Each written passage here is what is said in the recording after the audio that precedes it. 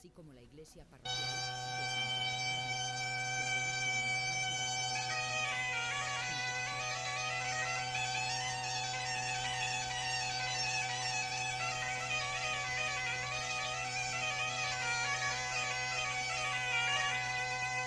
Desciunto a Pravia,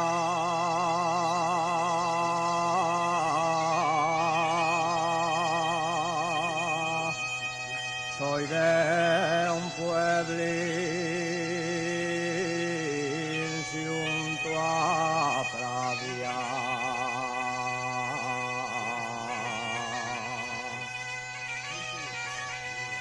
A la orilla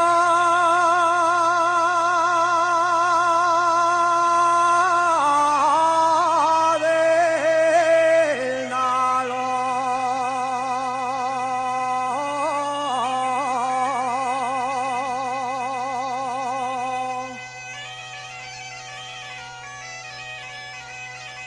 junto al Nalón,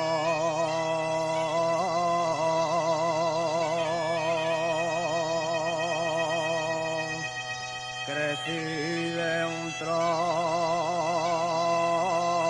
de un chialano.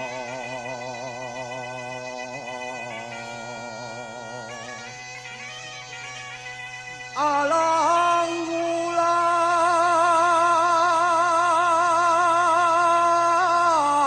y al carbón,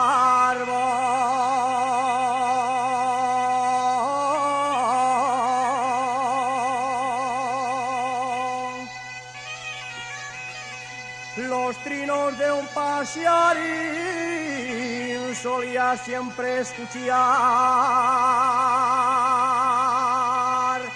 y con lo que él me enseñó aprendí pronto a cantar.